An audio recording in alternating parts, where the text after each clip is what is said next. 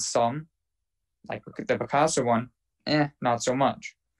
So, it ultimately just does depend. So again, that's kind of my overall thing is, it's better to kind of, focus on, your top 10%, because at the end of the day, and like kind of like talking back to that bell curve, at the end of the day, your goal is to beat the person sitting next to you.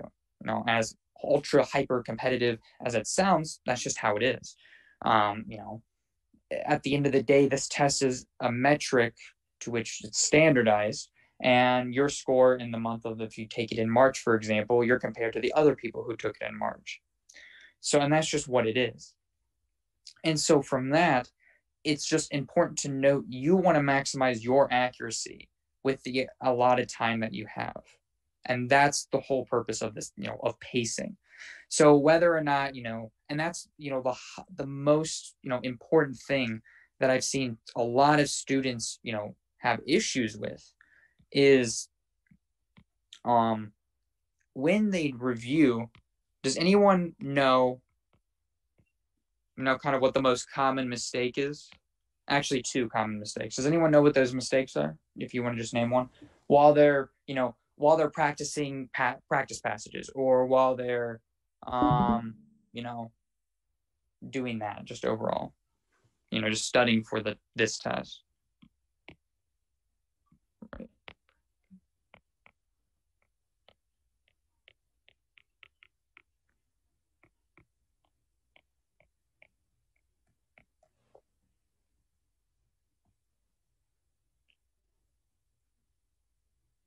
Yes, Dylan. That's 100% right.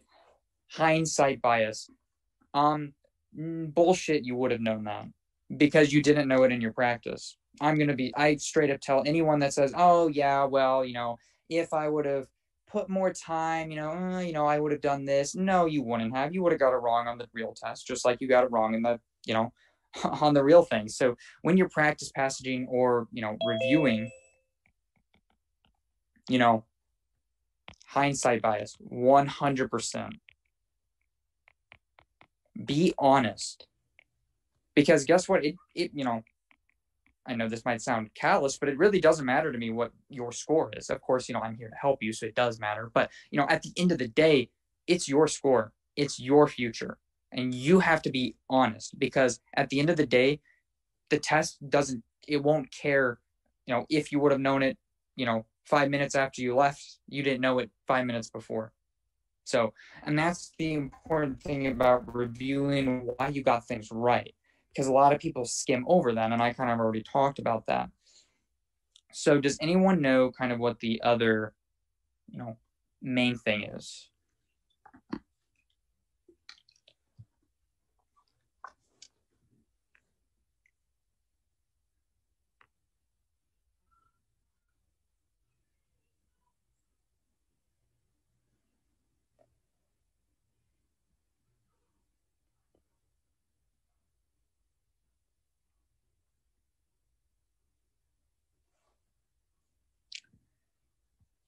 So the main thing that I also see is people, I don't know why necessarily they do it. Perhaps it's just, I don't know if it's just like they want that immediate feedback, but they do things. If you guys use UWorld, if you've used AMC, there's something called a tutor mode where it essentially gives you immediate feedback. Don't do that. That's not what's going to happen on your real test. You're not going to be, oh, wow, you got this question right. Good job. No, you won't. You're going to have to go through the whole test consistently thinking, did I answer that question right? And you have to be, again, back to what I was saying, comfortable with being uncomfortable. You have to get into that mindset. So, people using review mode or, turning off time mode, which that's just equally as bad. And I mean, like, again, if you're initially starting out and you're just trying to passage map, that's one thing. But, like at the end of the day, the test isn't going to stop its counter for you. You're not going to, and I know, of course I've had, family, runs into the room, or, other issues arise, obviously, that's life. And that's why it's so important to get kind of that, a place where you can be in the zone, whether it's, obviously with COVID, very, very difficult compared to what it would be. But doing practice passages at your local Starbucks, even during, a non-COVID, non-pandemic era, would probably not have been smart either, because that's just not what your testing environment will be. You want to test as close as possible to what you're going to be in. And, kind of what I recommend, in addition to that.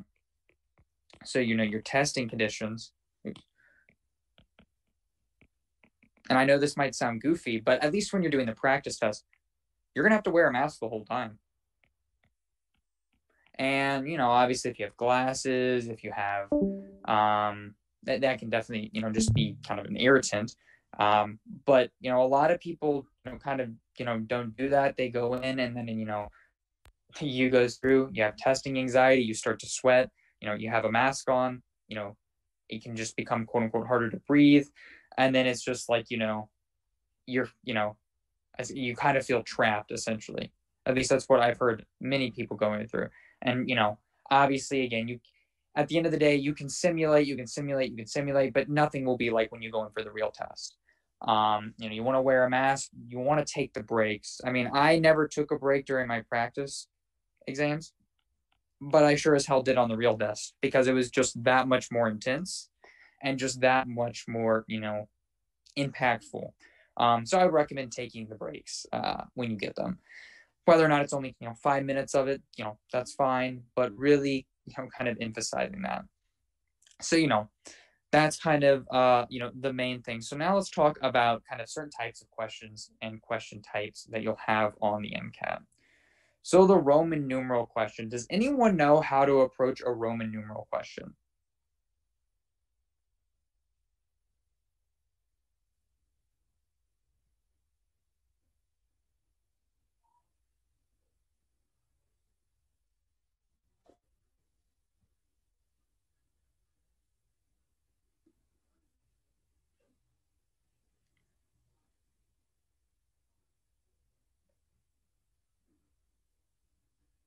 I guess I try to cancel one of the numerals, I guess. Mm-hmm. Do you have a particular one that you start with?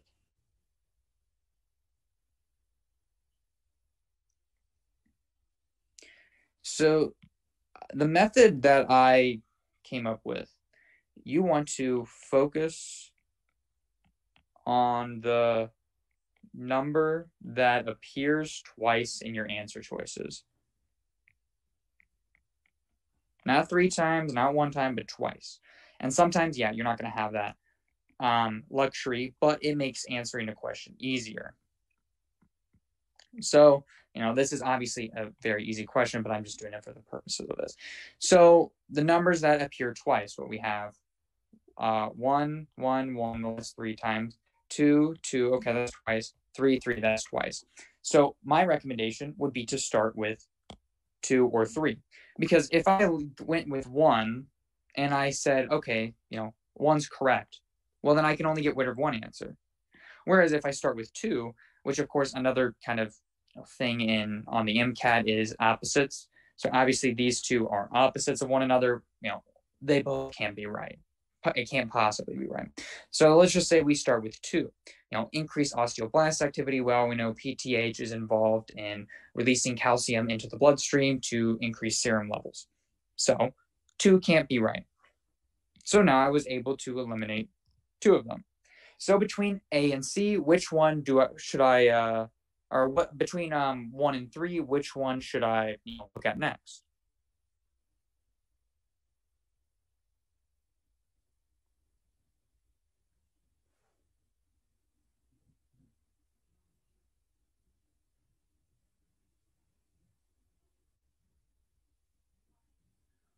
Three, exactly, because 1 has to be right. Assuming my logic was right for 2, 1 has to be right. It's in both answer choices. So I look at 3, increased calcium in the blood. Again, we already decided that. And again, this was an incredibly easy question. So at that point, A is incorrect because 3 is also right. So therefore C is the best answer. And that's why, I use that strategy. So you focus on the number that appears twice in your answer choices, which isn't very hard to find. And then you're going to cancel the one that, shows up in one, or if it shows up in both of your remaining answer choices, well, it has to be, one had to have been correct, assuming our logic was correct for 2. And of course, yes, if you have extra time on the test, I highly encourage you to check 1, because again, you never know. But that's kind of what you want to do to rapid fire, and that's very important for cars to being able to kind of go through that elimination process. So now all of the following are irreversible ways to alter a protein except what? So what number would we start with here?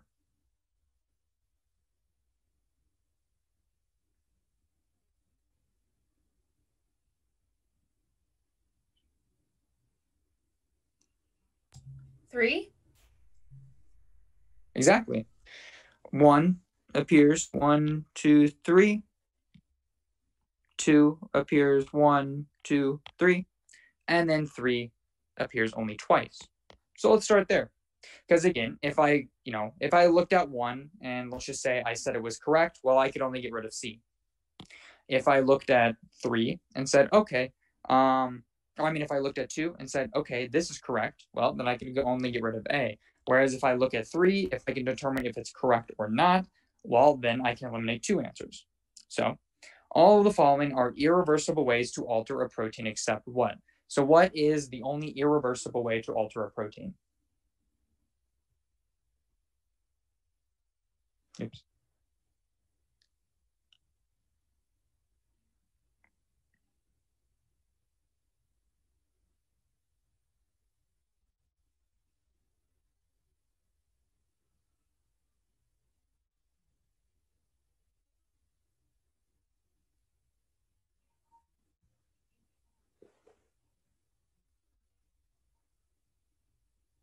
Temperature. Exactly. Temperature. It's just like the fry an egg, example. If I fry an egg, I can't convert it back, Whereas, if I change the pH, if I add urea to it, for example, I can get rid of the denaturant by taking out it.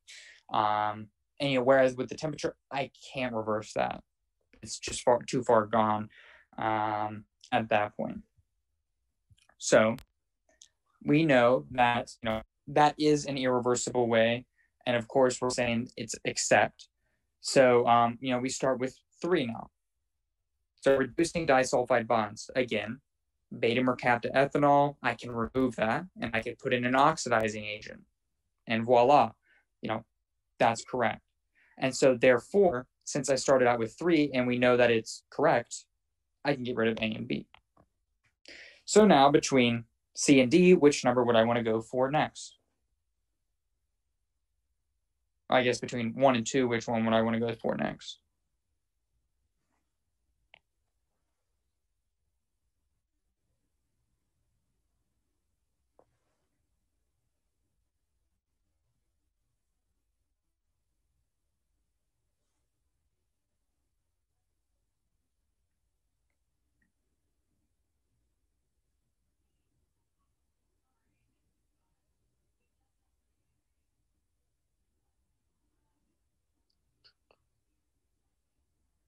One, exactly.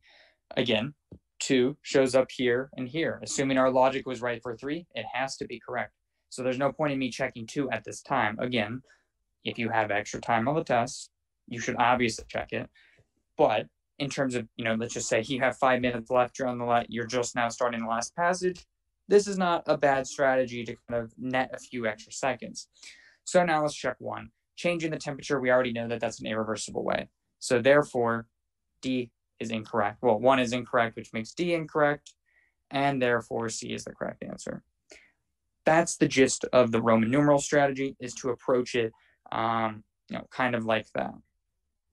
So let's go into, we kind of already talked about that. So, well, this is kind of tying in with it. So I know this is crudely drawn, but can anyone tell me, oh wait, this is supposed to be labeled M.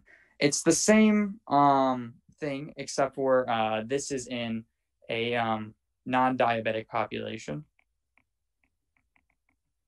and this is in a diabetic population. That's the only difference between the two. So can anyone tell me what's off about this?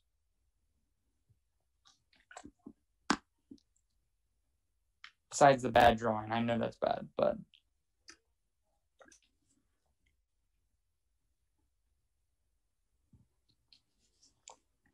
these are different.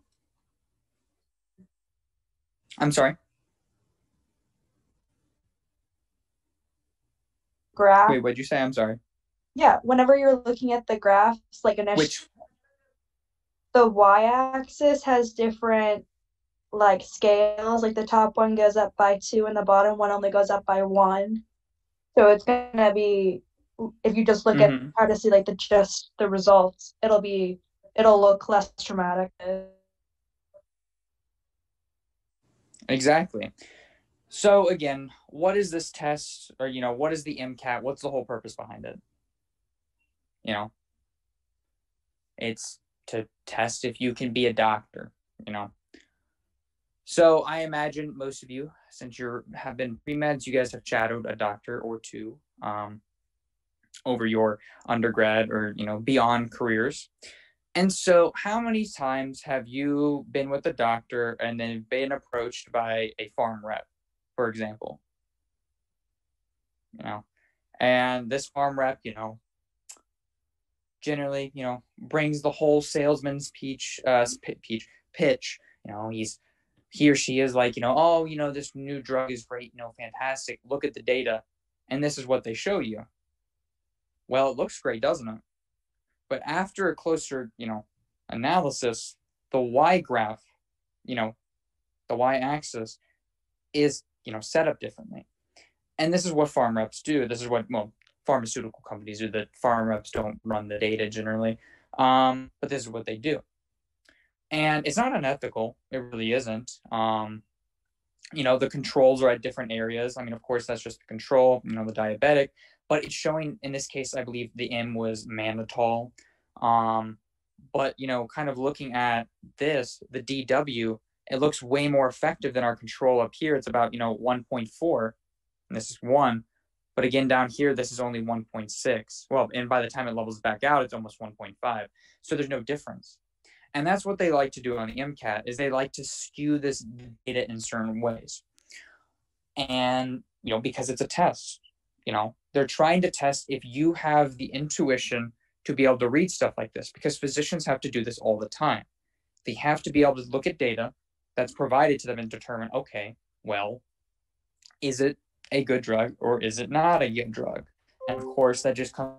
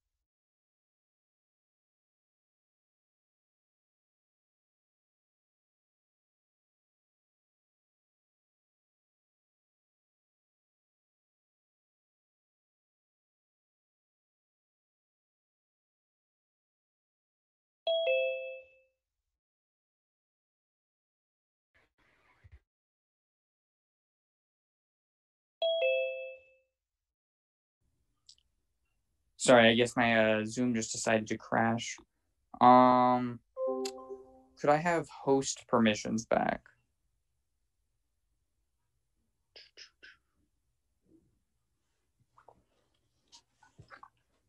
Okay, cool. Thank you.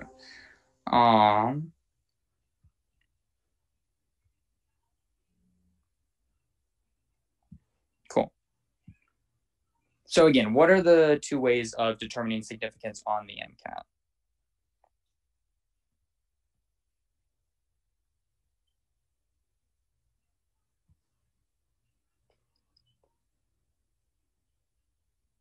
P-value. So p-value, and what specifically? What does the value have to be? Less than 0.05. Exactly. So generally, p-values are based on these things called alpha's coefficients, and essentially that's our confidence that we are indeed significant. The other way is by a graphical output. Generally, on the MCAT, they're okay with this. It's not the best in actual science, but if your error bars don't overlap, you can also determine significance. Again, they like to, generally other tests are run in addition, but the MCAT doesn't include all the tests because it doesn't want to overload you with figures. And again, kind of just as a touch on, the overall figure kind of mention on my test, and I might have shared this last time, I had, at least on the Chem Phys, I know for a fact. The bio, I can't quite remember. That's a bit too murky. But the Chem Phys, I had, 9 passages, and each of them, every single one had 2 to 3 figures. So, that's 18, 20 figures. So can you guess how many figures I actually ended up using in the questions themselves?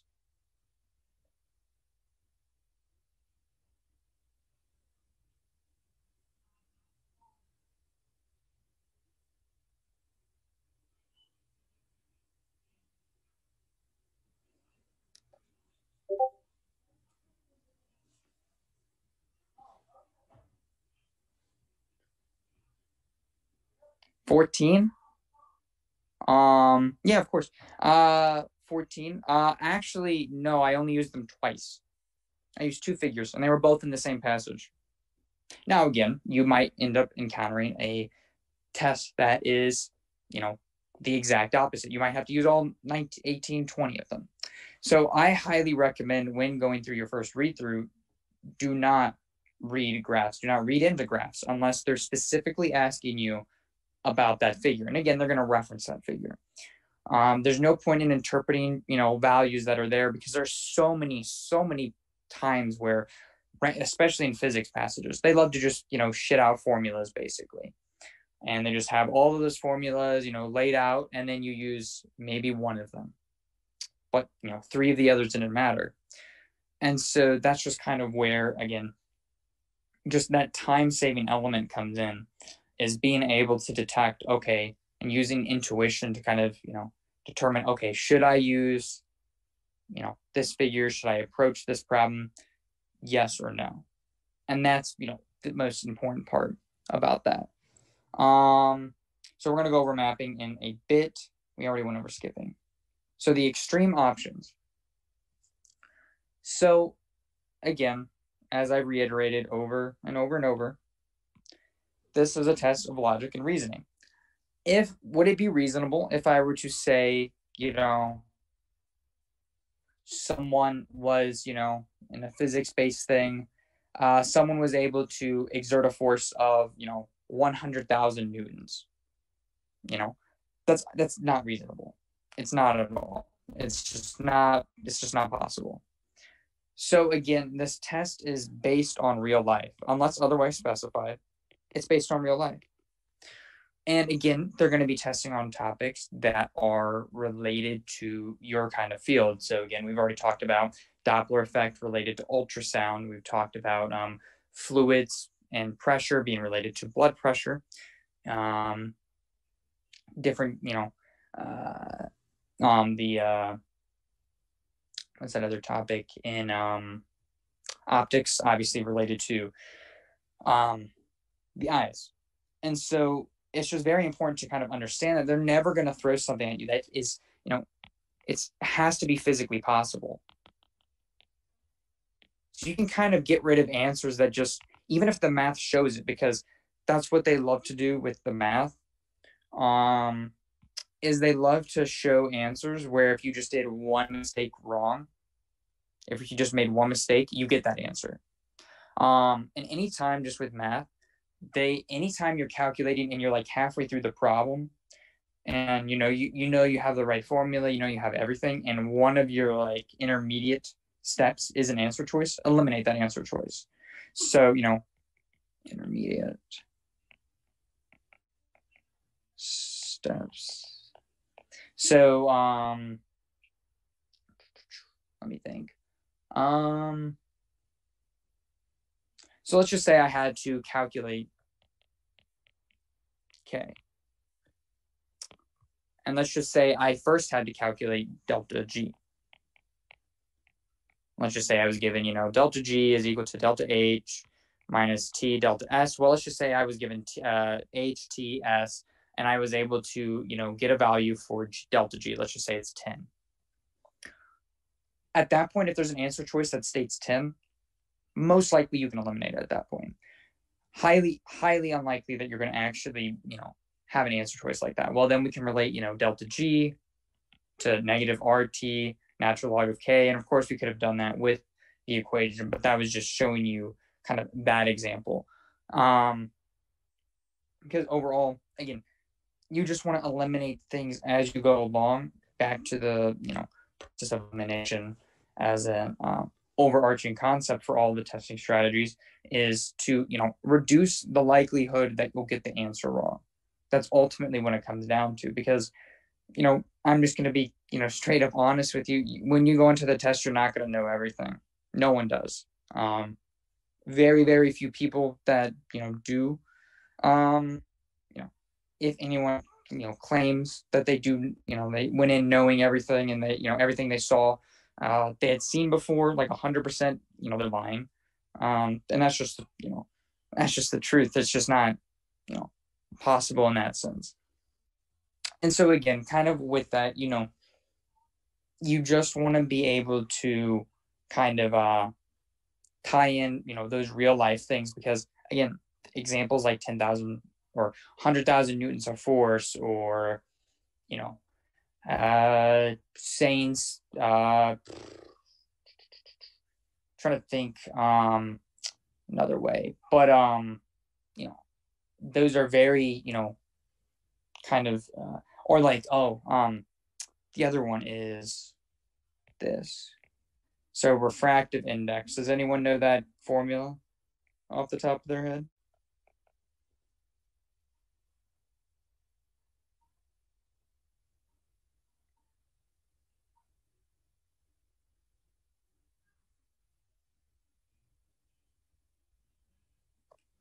Not based on Snell's law, but based on, so the formula is N is equal to C over V. Well, let's just say you were, had to provide that formula. That was like one of the questions.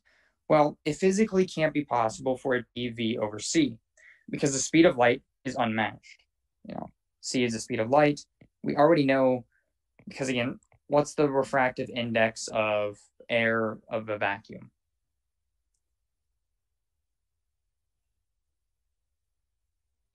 Speed greater than, exactly. You can't have a speed greater than the speed of, there's no such thing. And so, the refractive index of air is 1, or of a vacuum is 1, however you want to, lay it out. So in order for our velocity, in order for this side of the equation to equal 1, our frequency, or our velocity would have to be equivalent to that. And it's just not possible. And so that's just kind of, those things where you can eliminate those kind of just bizarre answer choices. And again, they're not looking for the exception. They're looking for, likely to pop up. And that kind of goes into the next thing that we're talking about. What do you think I mean when I say a zebra versus a horse?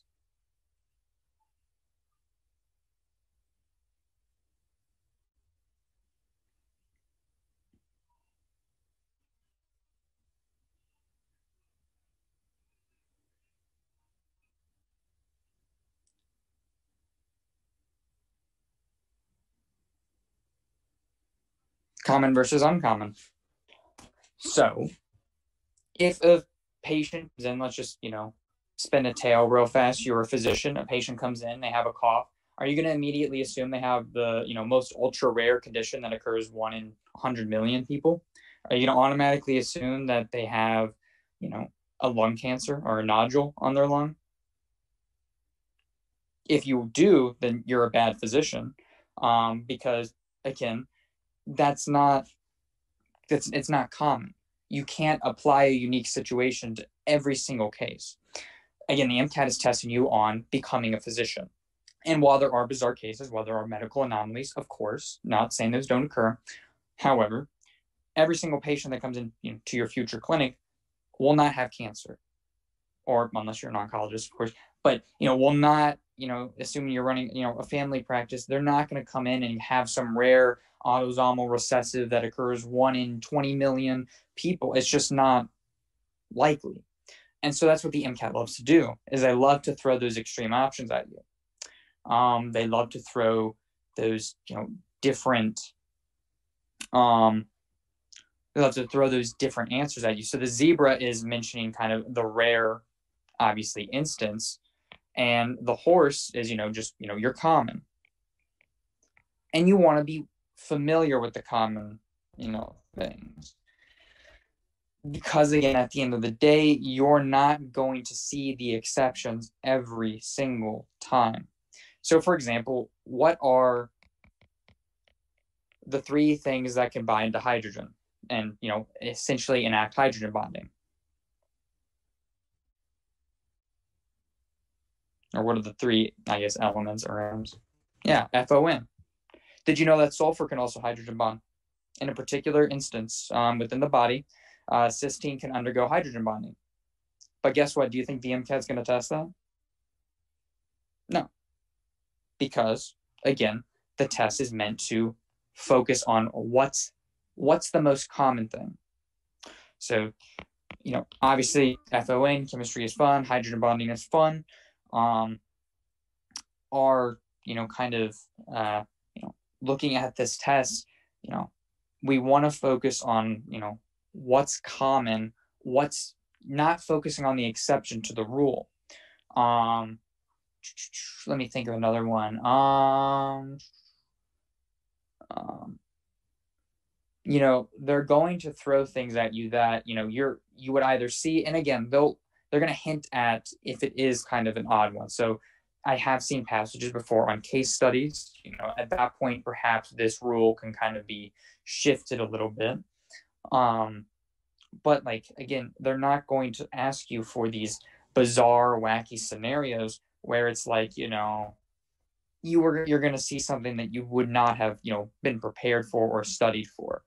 And that's all, this is getting at, is that and this is, this is true in, in especially in cars, where making inferences outside of the reasoning and bringing outside knowledge, quite frankly, I don't really care how much,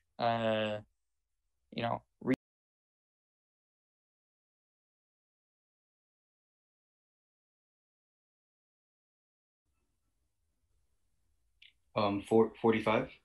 40? 45? 40? So 45, 40.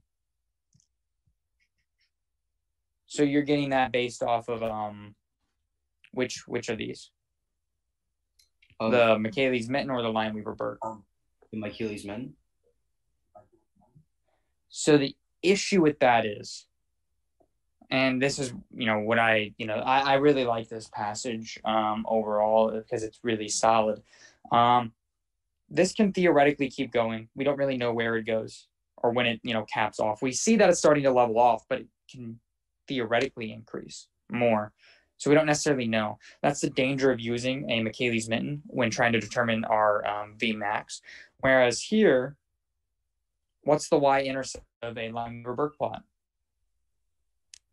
1 over V max. 1 over V max. So if I look at that, 0.02,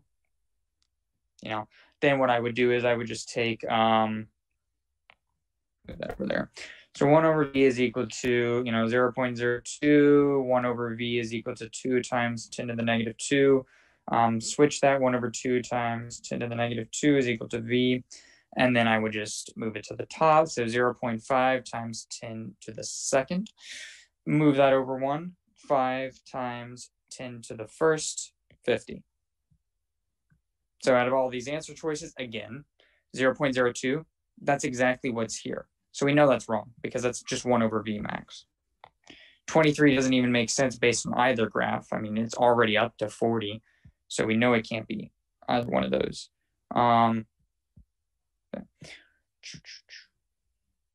Oops. 45-ish. So that was weird.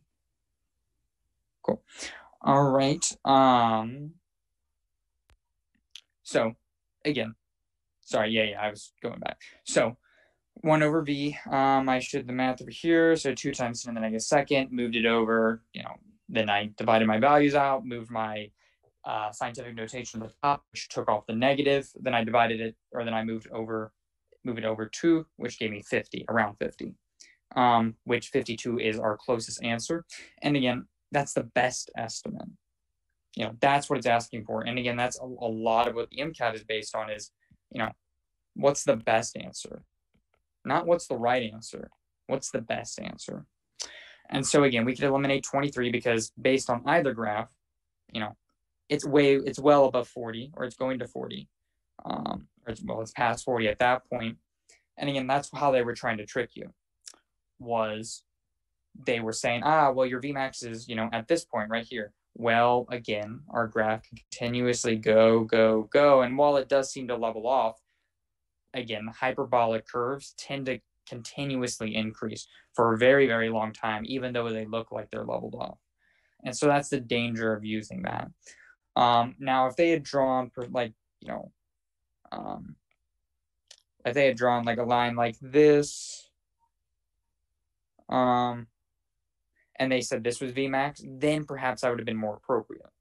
However, again, since we get this Lineweaver Burke plot, we should use that to determine our Vmax at the most accurate level.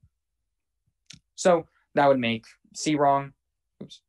That would make C wrong, and therefore D is the correct answer for the first one. So now, 2, which of the following represent possible sources of error when estimating Km and Vmax from a Lineweaver Burke plot? So again, using the Roman numeral strategy, which one would we want to start with?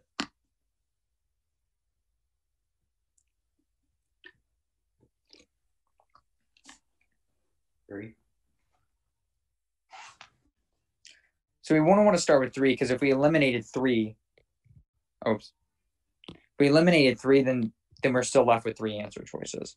I mean, at the end of the day, it doesn't necessarily matter in this case because of the way it's set up. There's 3 1 choices, 3 2 choices, and then 1 3. And so at this point, yeah, we can just go down through each one and each individual part and then go from there. So, we'll just start with 1. The inability to obtain negative values of 1 over s often requires extrapolation of the linear fit over a stretch lacking data points in order to determine the x-intercept. So, again, our 1 over s, is it possible to have a substrate concentration that's negative?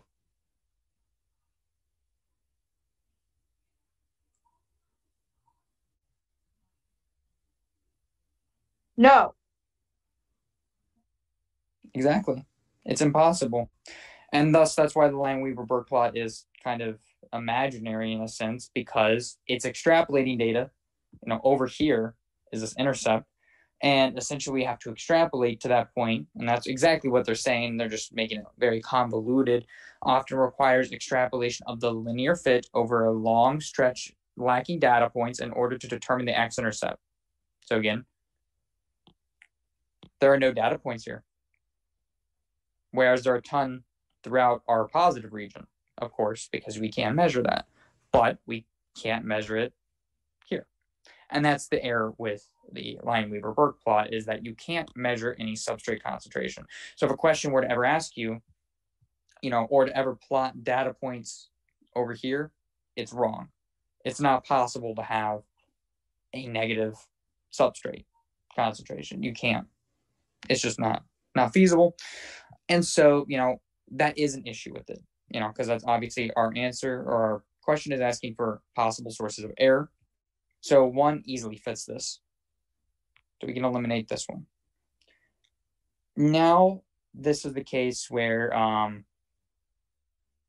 we would want to go for, doesn't necessarily matter. We can just go through 2 to 3 or any of them.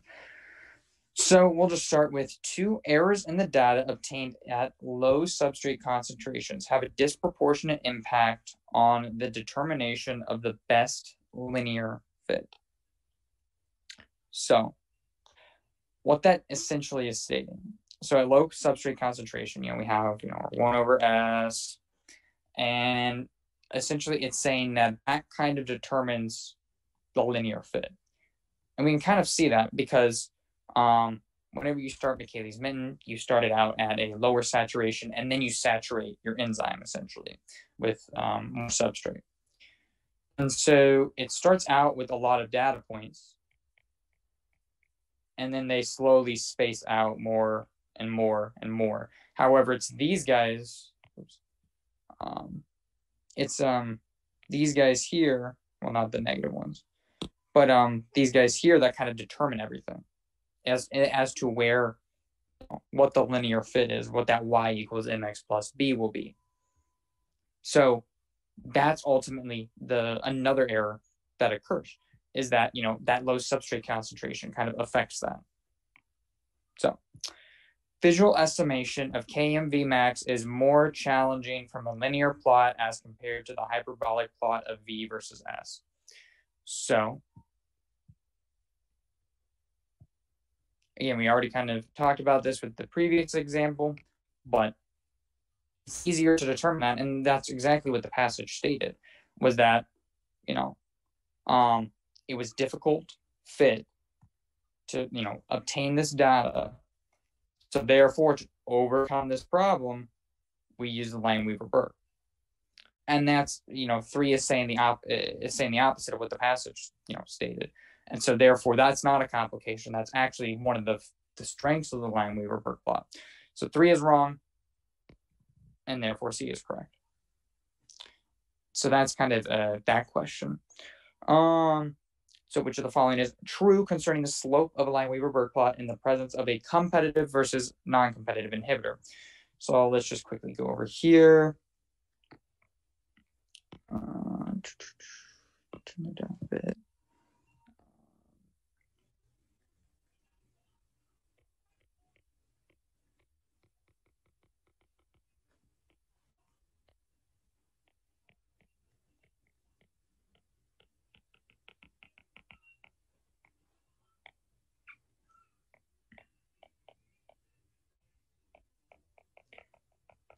All right, so competitive, how does that affect the Km?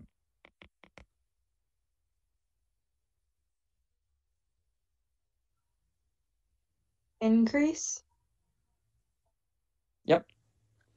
Non-competitive. I think it's unchanged. Unchanged. And then uncompetitive. Decrease? Decrease. Yep. V max for competitive. Unchanged. Non-competitive. Decrease. And then uncompetitive. Decrease. Yep. And then where does the competitive inhibitor bind? And then non-competitive and uncompetitive.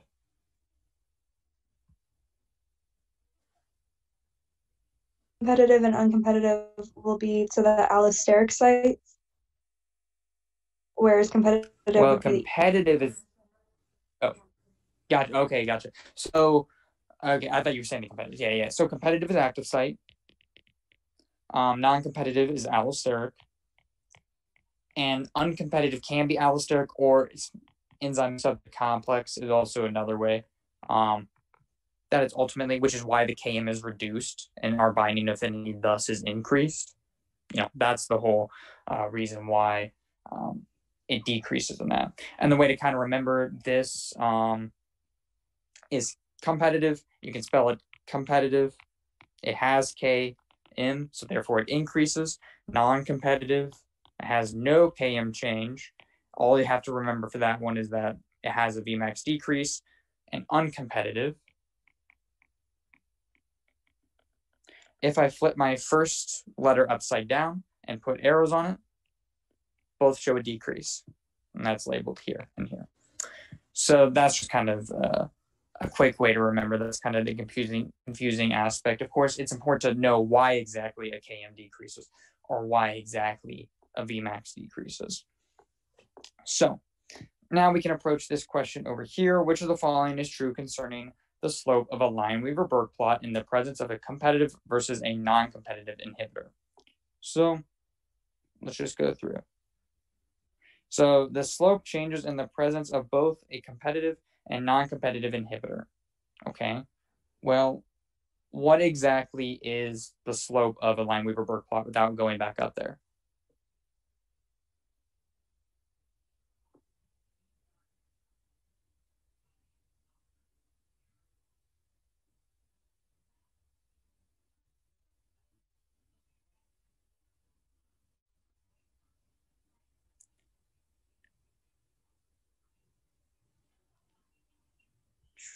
So the slope of a Lineweaver-Burke plot is Km over V max as based on that. So Km over V max, well, the slope changes in the presence of both the competitive and non-competitive inhibitor. Well, of course it will. Km changes in our competitive, V max changes in our non. So that's already the answer, but we'll go through the other ones as to why they're wrong. The slope changes in the presence of competitive inhibitor only. No. Again, the V max changes in non. Slope changes in the presence of non. Nope. And the slope does not change in the presence of either.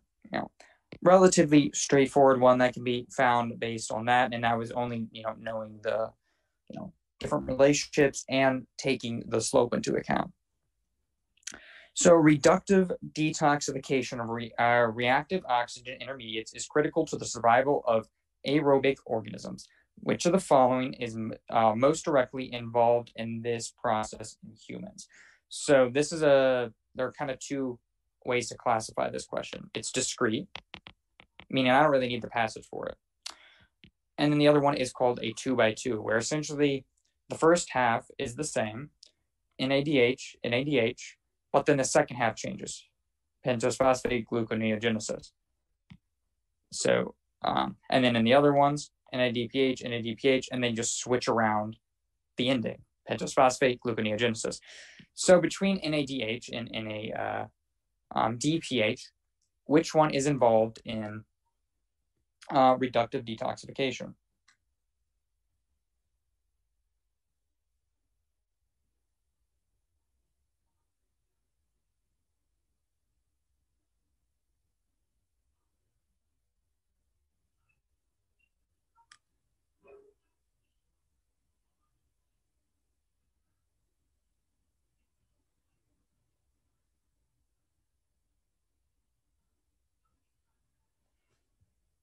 NADPH? NADPH. Yep, NADPH, correct. So, and I'm just going to kind of lay out the differences real fast because this is sometimes a confusing thing. NADH versus our NADPH. Let's just kind of brainstorm really quickly. What is NADPH involved in and what is NADH involved in? Just, start naming them off in the chat, what each of these processes are critical in.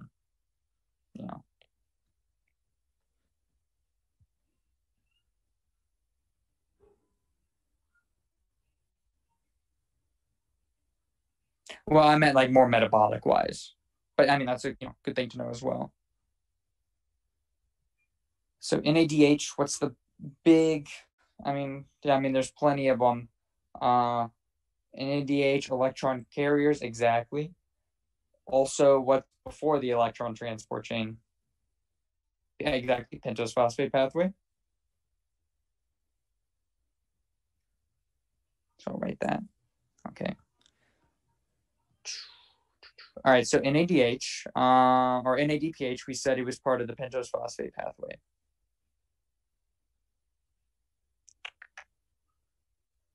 Any other guesses as to what it's involved in? There's another huge process that you guys have to know about.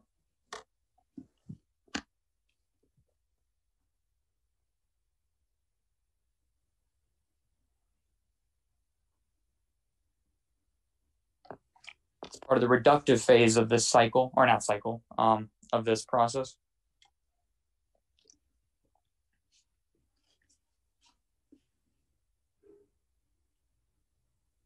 So fatty acid synthesis is what NADPH is also used in. So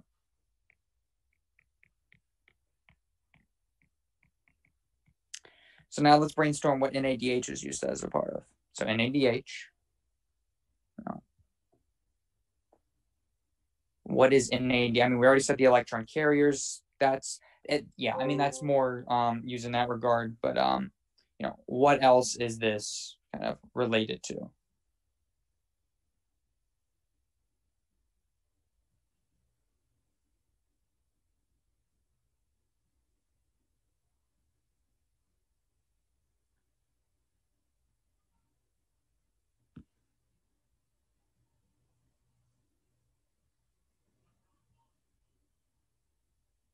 Tricarboxylic acid cycle, the big one, glycolysis. I use NADH and I generate it from this, different things like glycolysis and the whole process of breaking down that glucose, like you guys have said, the electron transport chain, and then, obviously TCA. Exactly. So what kind of relating, kind of looking at these side by side, also beta oxidation. So looking at both of these, what else does the pentose phosphate pathway do? There's two things that it can do. There's two phases, oxidative and non-oxidative. So what is the, what do the different phases do?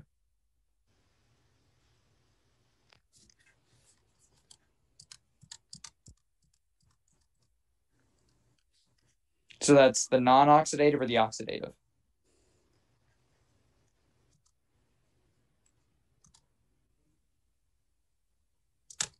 So that would actually be the non-oxidative, because the non-oxidative is reversible, and essentially I can form all the glycolytic intermediates through that kind of component. So I can throw like xylulose, and like all these different carbohydrate intermediates, which can then go back to fructose phosphate or G6P phosphate.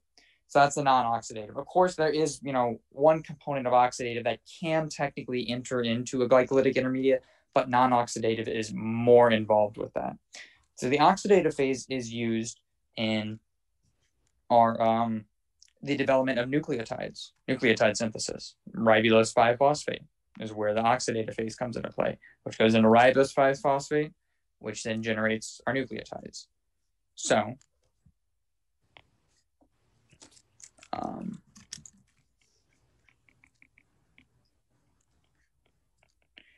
looking at these as an overview, what's kind of the stark contrast between the two?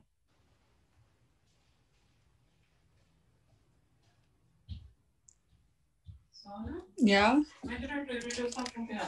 Okay. I forgot. I forgot if it's this one of Adobe Acrobat where I have to combine files. I don't know if I have it. I have to combine the files.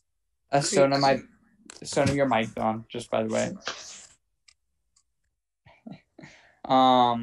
So what's kind of the main similarity between our looking at NADH, or I guess the stark contrast between NADH and NADPH?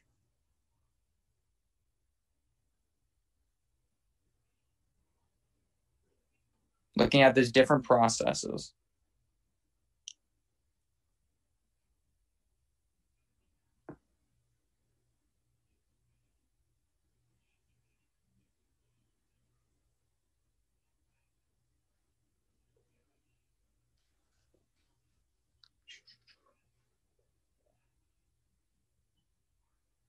Exactly. Yeah, Dylan, you nailed it right on the head. NADH, all of those processes, glycolysis, TCA, electron transport chain, oxphos, that's all literally the conversion of glucose into individual oxygen molecules. That's it. It's the oxidation of each individual carbon. That's it. And what that means is it's breaking down things. NADH is used in catabolic processes, whereas NADPH is anabolic, building things up, fatty acid synthesis, nucleotide synthesis, etc. And so beta oxidation is kind of the main, and obviously the other contrast. So again, our NADPH is more anabolic in nature, meaning it builds things up, and NADH is catabolic. It's more involved in the catabolic processes. Now, this isn't to say that that's mutually exclusive, but for the purposes of the MCAT, it is. So the main other things of NADPH, other functionalities, it's involved in glutathione synthesis, which is involved in detoxification of free radicals.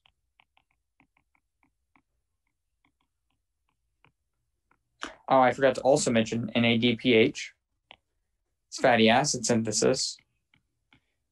Since something else is related relatively close to a fatty acid, as it's a part of the family of lipids, cholesterol synthesis. So again, it's involved in all these synthetic processes, whereas NADH is involved in breaking things down. So that's just kind of the main thing. So now we can use the 2x2 discrete method. Well, we already know that NADPH is the only one of those to, detox free radicals. So A and B are gone. So now it's just determining, well, where does it fit? And of course, we know NADPH is primarily produced, it's basically only produced in the pentose phosphate pathway. And that's how you get that answer. And so again, obviously that wouldn't, have taken you guys that long. However, I did want to have kind of that sidetrack to talk about the differences between NADPH and NADH, because that's a topic I've seen more practice sessions going into, at least like through what the Princeton's been doing recently, is more focusing on those intermediates and the cofactors and kind of breaking those down, because apparently there's been a more push to add more biochem onto the exam, which makes sense. Biochem obviously relates quite heavily to the field of medicine. And so, they've been incorporating more things like this into their lectures. And so I think it's important to kind of touch on as to, well, what is really the difference between NADPH and NADH? Obviously, you can memorize a note card and know that NADPH is from the pentose phosphate pathway, but what does that mean? And that's the important thing of this. So now let's move on to question 5. All the following are true concerning inhibitor A, except, so now we got to go up to inhibitor A. Yeah, and this is a weird passage. I don't think they have an actual inhibitor A labeled. I think it's I want to say it's all the following are true.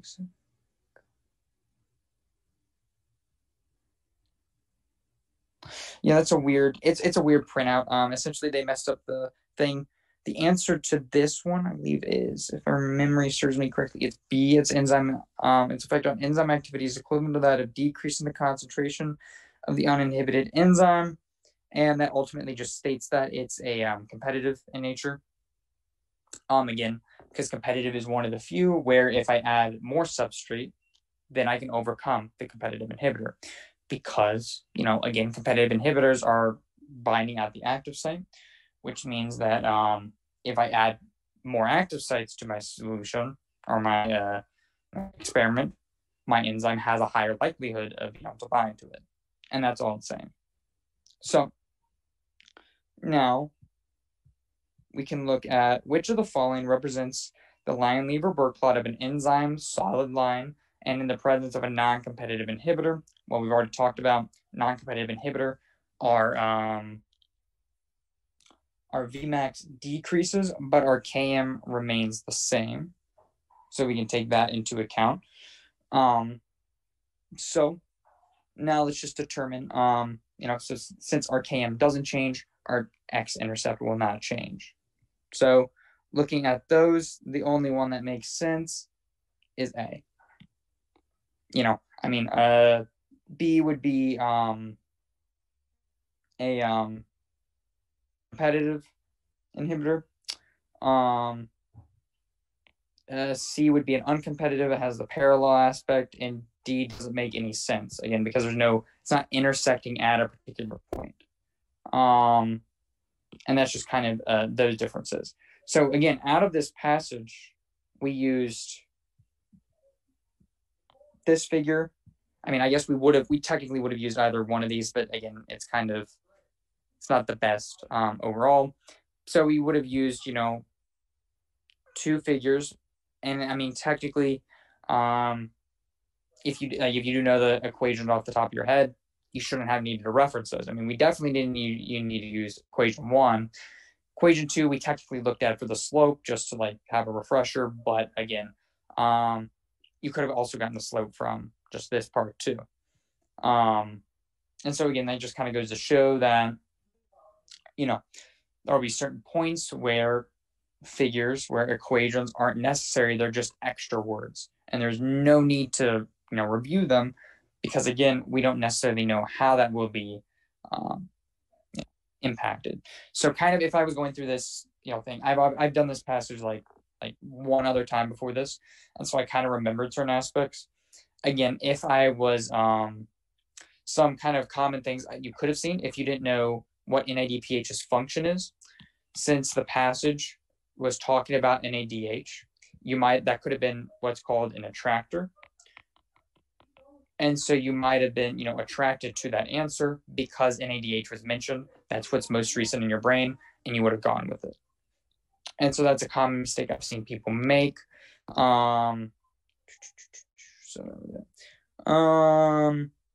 Again, if you know this kind of setup over here, this passage is incredibly straightforward. Like 2 of our questions relied on that essentially, which was very nice.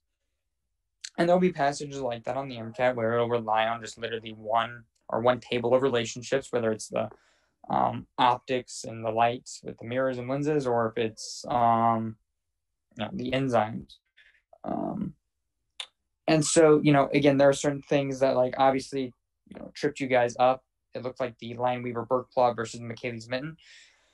So kind of, just as a disclaimer to that, a Michaelis-Menten, again, is more based on determining cooperativity. So Michaelis-Menten is more for cooperativity purposes. Lineweaver-Burke plot is for more inhibition purposes, or determining if there are inhibitors. Again, obviously, Lineweaver-Burke plot is more accurate, but it's not the most accurate thing out there, as obviously the passage was referring to over and over again. And so, again, Michaelis-Menten, Lineweaver would be mainly cooperativity, sigmoidal relating to a cooperative binding, and hyperbolic relating to a no cooperativity present. And then, again, we discussed the NADH, NADPH. Those graphs are pretty simple. I wouldn't recommend memorizing the graphs like any of them. Just know the relationships. So this table over here, and that's, then you can determine everything else from that. But yeah, again, that's kind of how I would approach a passage. I probably would have used my my actual mapping more so throughout it.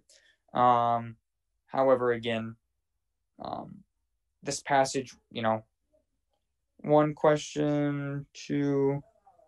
So we use this one. So literally half of our passage was discrete knowledge. We didn't have to reference the passage at all. Question 3, didn't need to. Question 4, it didn't. In referencing the passage would have actually hurt us if we would have thought NADH and have gone with that. And then number 6, not at all either. So again, that just goes to show that sometimes, passages won't always be every single question is related to it. Sometimes it'll just be a random, like this one's really a random discrete one, number 4. And those popped up on my tests. I mean, and that's just the truth. Like sometimes there'll be random questions that'll just, they'll relate to the topic, but they won't be part of that passage or ask a specific question or test on the methodology of that passage. So that's kind of, mainly it when it comes to testing strategies. Probably the most important one I can, again, state is the just, logic and reasoning at the end of the day. This test, they're not trying to test you on the zebra, they're testing you on the horse. They don't, I mean, they're going to be tricky, but they're not like going out of their way to trick you. Because they know at the end of the day, they're trying to build a test that accurately predicts whether or not you can use intuition within the sciences to determine if things are correct or incorrect, given limited information. Because,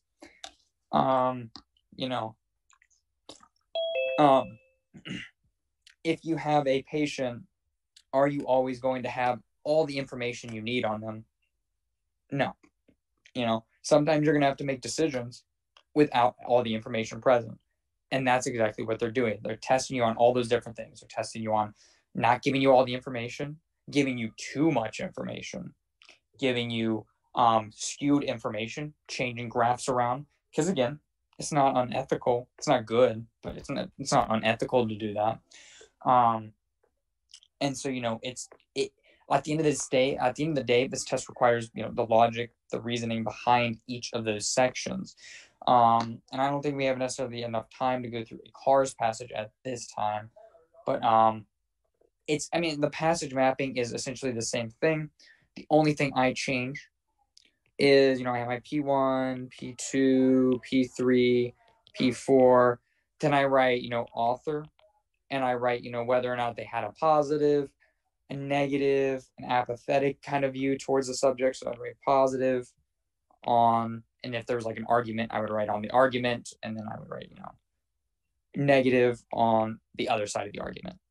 Then I would write M, which was the main point.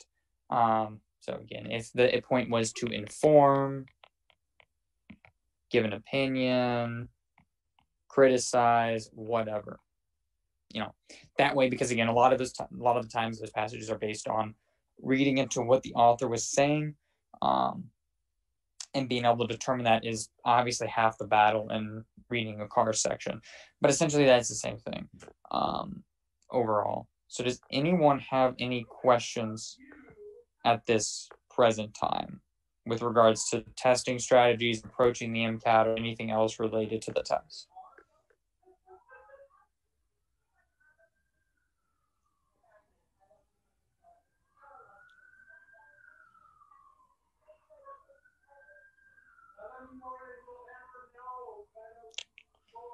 Best stress relief while studying. That is, I love to swim, so that was my stress relief. I definitely think having a healthy exercise regimen is important. A healthy eating style. Don't get into junk food. Don't get into excess caffeine. Because your body won't thank you. Your mind won't thank you.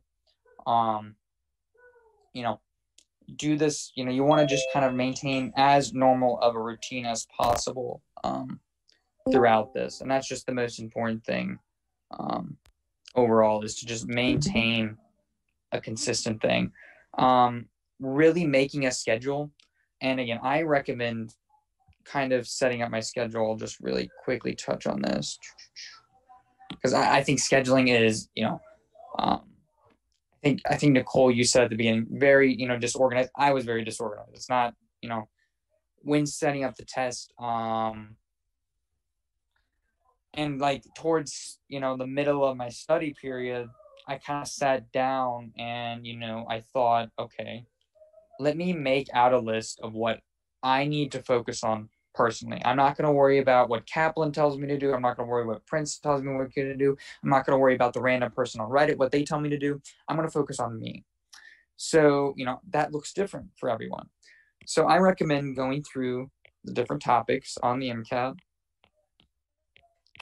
and writing out, kind of all of these different things. So, DNA replication, I guess I should say.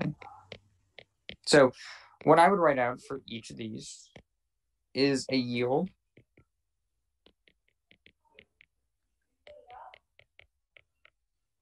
and then a difficulty.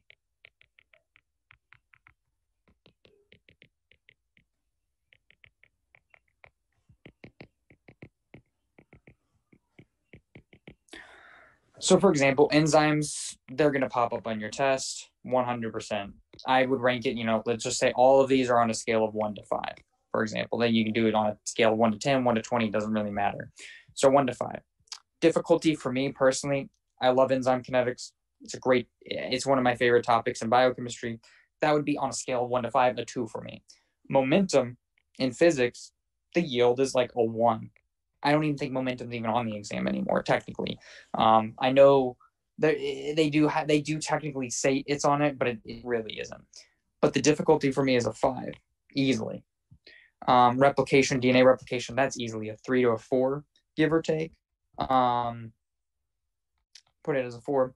Difficulty for me, and probably like, a 3. There's just a lot of enzymes to know, a lot of stuff to memorize. It can get confusing if you difference between prokaryotes and eukaryotes, throwing all that in there. So then what I would do is, order these in descending order. So 52 for my enzymes, 43 for my DNA replication, and then 15 for my momentum. So even though momentum is my hardest subject out of all of these, the odds of momentum showing up is probably 2 to 5%. The odds of enzymes showing up, 100%. So that kind of helps you to kind of organize, okay, well, what's important to study? What's actually high yield? Endocrine system, high yield. Nervous system, high yield. Action potentials, high yield. DNA, transcription, replication, lesser yield than those, but, still higher yield than momentum. And of course, there are topics in physics that are very high yield, optics, the gas phases, and but like kinematics, Newtonian physics, less and less and less. And that's like just kind of what I would recommend in terms of organizing yourself in terms of the schedule. Is focusing on what's in your top 10%, because your top 10% differs from mine. It differs from everyone's, because certain people have strengths and other people have weaknesses. And that's just what this test ultimately comes down to, is being able to focus on your weaknesses. I said it in the last lesson, but I easily spent 40% of, I don't know, God, how many hours I spent studying for the MCAT, but I spent 40% of it easily studying physics, because that's my weakness, and I needed to improve there. And of course, I touched on all the other subjects that were, higher yield beforehand, but like I had a firm grasp, so I was able to go through them really fast. So that's kind of, my recommendation when kind of approaching it, and perhaps trying to find a way to organize yourself.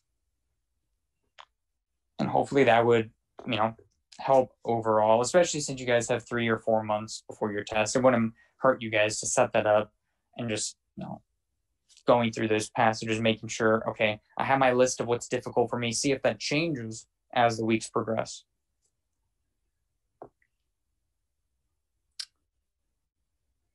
Do anything. Hormones of it, yes. So like if you're breaking down the phases like follicular or luteal, not necessarily that terminology. Or like if you're talking about like, well, if you're talking about like talking about the different gonads, like the ovaries versus the the testes, absolutely not. That's not high yield. The menstrual cycle, yeah, 100% it's high yield. Especially those hormones, FSH, LH. The phase, no, like primary, secondary spermatocyte, those are not difficult. They're not. I would not consider that high yield. And again, that just comes down to eliminating choices that can't possibly be right from that.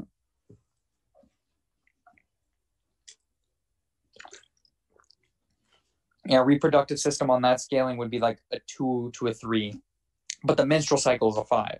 It like always pops up, from what I've heard. And I can't technically say if it did or did not, but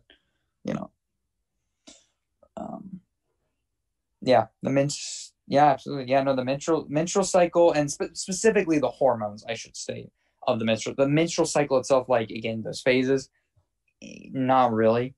But again, hormones and enzymes are like and amino acids, of course, are the biggest topics on this. You know, those are like the ones that you have to have purely memorized going into it.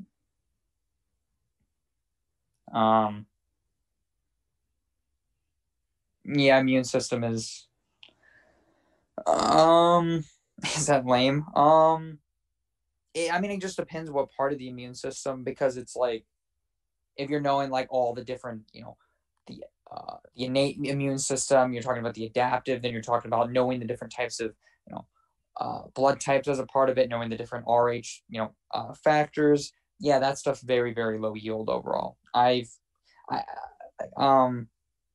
Macrophage. Not really. No. They're more gonna ask about. I've personally seen more questions ask about major histocompatibility complexes. At least in my, I can't say about my personal test, but in practice stuff, it's definitely more MHC stuff rather than pure. Again, because the test, they're not going to throw that kind of stuff at you, because it just doesn't. Again, because they want to test if you can use logic and reasoning. They don't really. I mean, like anyone can memorize anything, then that just means anyone can become a doctor. And that's not, obviously what they're trying to do. And I don't mean that in like a negative way. Anyone can become a doctor, but if you just grab a random guy on the street, say, yeah, memorize all the different cells in the immune system, you're a doctor now. Well, that's not good, but yeah, no, immune systems, cardiovascular and nervous system are the highest yield. Respiratory, I don't think I've ever seen a problem on a practice passage from like anywhere as far as I can recall. Thank God. Respiratory was my weakness personally. Yeah.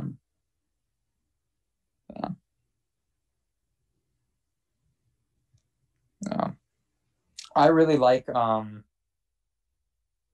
I know like I definitely get a lot of like organic chemistry. Love that subject. I wish there was more on the MCAT, but alas, it's more physics than orgo. But what are you gonna do? So yeah, I mean, are there any other questions about the test, about certain topics, about how to approach certain things?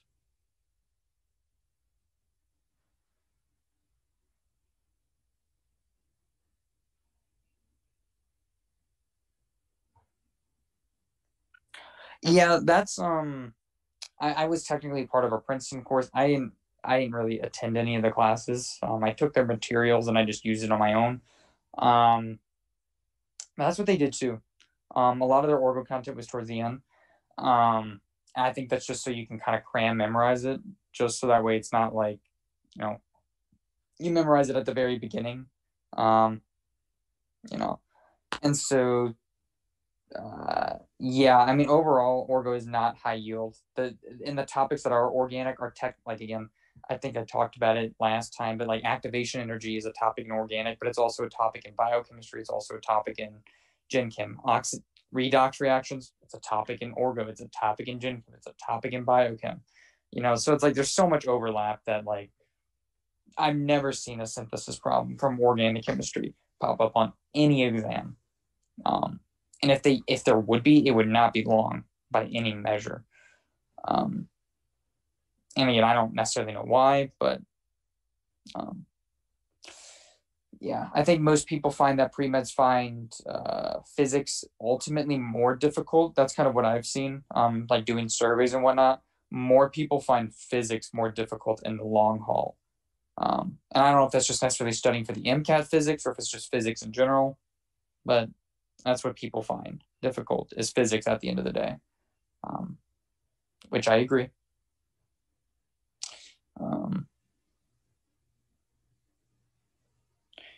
So, like, what do you mean? Yeah, no, physics. The most important thing, to note is relationships. So I'll show you real fast. Relationships to knowing the equations, that's like also great, but sometimes you have to be able to build your own. So, F equals ma. Well, I know that m is our mass, so that's in kilograms. I know that my acceleration is meters per second squared. So that means I know that has to equal my newtons. Well, the equation for work is, force times the distance. So work has to be equivalent to my newtons times my distance, so m.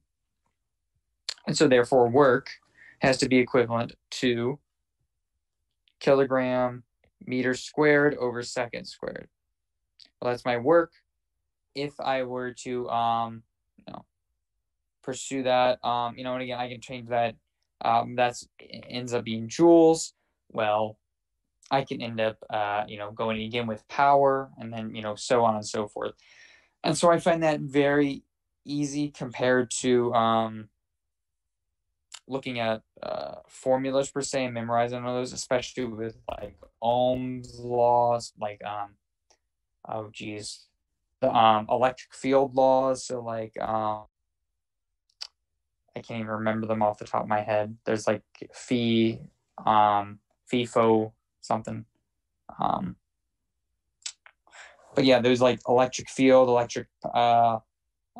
analyzing the power. I prefer to study the, kind of those conversions between the different ones, because again, like not everyone knows what the equation for flow rate is, but I know that like based on a passage, I can kind of generate my equation. So flow rate is ultimately F is equal to AV. My A is my area. So my area would be, meters squared times my V, which would essentially be my velocity. So multiplied by meters over seconds, meters cubed over seconds, volume over seconds essentially. And so just kind of being able to relate those different relationships and those different patterns is at least easier in my head. And it helps me actually because then I can change those equations for whatever I want. And I don't need to memorize everything. Of course, there are ones you'll have to memorize, but you don't need to and there's some that are such low yield that like the kinematics, the big five, I don't think I remember. I didn't memorize those for the test. Because what question, you got to think what questions can they ask me on this? Because that's ultimately how you approach this test, is you have to, prepare yourself for those eventualities of can they even pop up? And I didn't think kinematics could. I mean, it can, don't get me wrong, but they're really trying to push for it to be more related to medicine and science integrated. And so they're not going to throw shooting a basketball in the OR, I don't know, maybe, I guess. I mean, there are certain things that can apply, but kinematics is such a low thing. If it popped up on my test, I would have just done a Hail Mary and then, had gone for something. And I would have just used logic and reasoning at that point, rather than spending hours of my time doing kinematics problems when I could have spent hours of time doing every other subject on the MCAT. That's way higher yield than that. So yeah, absolutely. Yeah. Any other questions?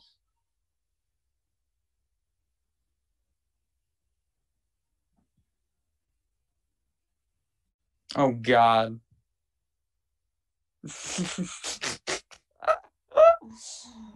Oh, Dylan, you make me want to cry. Wait, did you see my For You page? Oh God.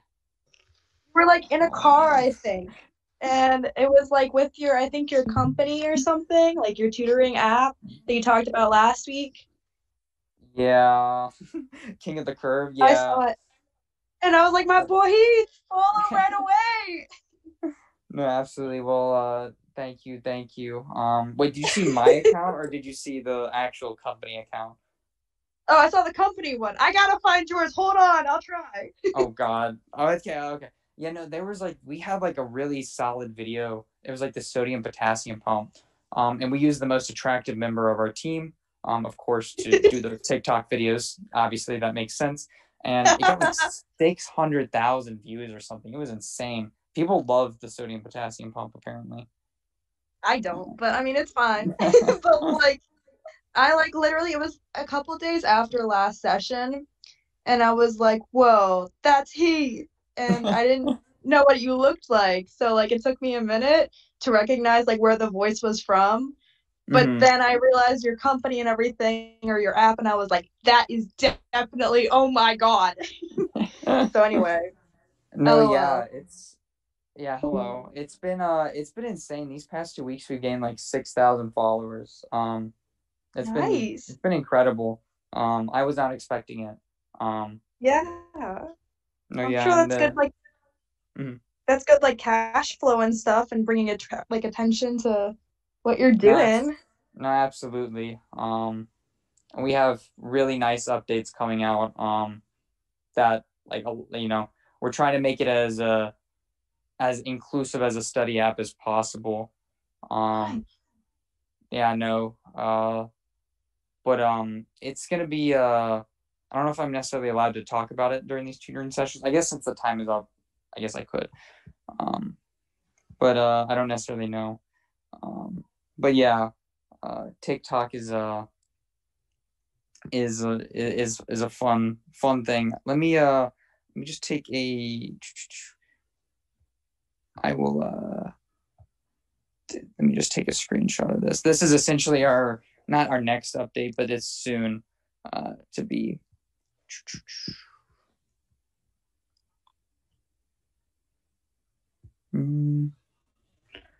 Go back.